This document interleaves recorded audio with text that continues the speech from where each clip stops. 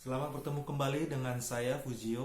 Pada kesempatan ini saya akan mencoba menganalisis suatu kasus dengan tema permasalahan Kota Neapolis menuju transparansi pelayanan publik. Sebelumnya Kota Neapolis telah menentukan suatu visi, yaitu mewujudkan kota yang sehat, aman, nyaman untuk mengarah pada tatanan dunia baru. Namun untuk mewujudkan visinya itu tentu ada beberapa permasalahan, dan hasil identifikasi kami menemukan ada 6 masalah yang perlu kita pecahkan. Ada 6 fakta, yaitu bahwa pengusaha membutuhkan waktu yang lama dalam melakukan penginputan data. Kemudian permasalahan kedua adalah adanya prosedur yang tidak sesuai hingga penawaran kemudahan jasa pelayanan disertai permintaan imbalan. Kemudian yang ketiga, adanya tindakan diskriminasi terhadap pasien anak-anak yang berasal dari masyarakat ekonomi lemah di rumah sakit daerah Kota Neapolis. Selanjutnya, permasalahan lainnya itu adanya Dinas Pekerjaan Umum, kesulitan dalam membuat rencana kegiatan perbaikan jalan.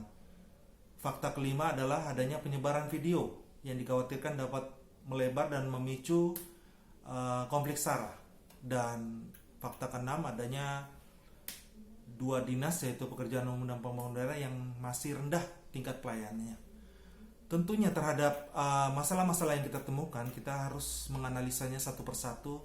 Terlebihnya kita harus bisa juga melihat penyebab atau akar masalah untuk memutuskan suatu tindakan, memberikan solusi yang kira-kira dapat membantu pemecahan masalah.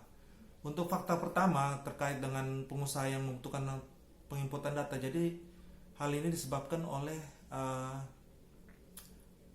pelaku usaha kecil yang ingin mengajukan usaha perizinan, keberatan untuk membayar asuransi kesehatan. Sementara asuransi kesehatan itu merupakan persyaratan dari kelengkapan untuk memproses nomor induk melakukan wirausaha. Nah, di sini dengan adanya hal itu sehingga menyebabkan pelaku ini tidak dapat melakukan input data yang diminta, yang dikoneksikannya beda dengan OSS. Kemudian terkait dengan prosedur yang tidak sesuai pelayanan permintaan imbalan itu, akar masalahnya sebabnya oleh adanya amal administrasi yang terjadi di 3 dinas yang disebutkan tadi. Kemudian untuk fakta ketiga, kita menyebutkan adanya tindakan diskriminasi disebabkan oleh kurang harmonisnya antara Dinas Kesehatan, Ikatan Pengelola Rumah Sakit, dan asuransi kesehatan. Kemudian dalam hal dinas kesulitan membuat rencana perbaikan jalan ini karena ada beberapa fitur yang belum sinkron ya dalam sistem informasi pelayanan publik. Kemudian akar masalah untuk fakta kelima adalah bahwa adanya seseorang yang menyebarkan video. Kemudian untuk fakta yang keenam, pelayanan yang disebabkan itu mungkin karena tingkat pelayanan yang rendah. Nah, berdasarkan analisis kita terhadap 6 masalah itu, kita menawarkan sebuah solusi, yaitu untuk fakta pertama, kita memfasilitasi pelaku usaha untuk membayar dalam pembayaran asuransi. Dalam hal ini Kota Neapolis boleh memfasilitasi terkait dengan asuransi kesehatan. Kedua, untuk fakta kedua, masalah yang kita coba selesaikan melalui pembinaan integritas terhadap petugas dalam pelayanan. Dan untuk yang ketiga, solusinya adalah memberikan edukasi pelatihan tentang peraturan perundangan yang terkait standar pelayanan publik, dan juga pelatihan untuk memperbaiki mutu pelayanan. Kemudian fakta keempat, solusi yang kita tawarkan adalah untuk memperbaiki fitur dalam sistem informasi pelayanan publik berbasis web. Kemudian untuk menjawab permasalahan nomor 5, kita melakukan edukasi terhadap penggunaan medsos yang bijak kepada seluruh lapisan masyarakat, Dan untuk keenam yaitu memperbaiki kualitas pelayanan di dua dinas tersebut. Nah, dari berbagai permasalahan yang ada, tentunya kita harus menentukan salah satu permasalahan utama. Mungkin permasalahan utama ini jika kita dapat pecahkan, dia bisa berakibat perbaikan kepada aspek yang lain. Kemudian juga kita harus menentukan permasalahan utama karena memang sumber daya yang kita miliki ini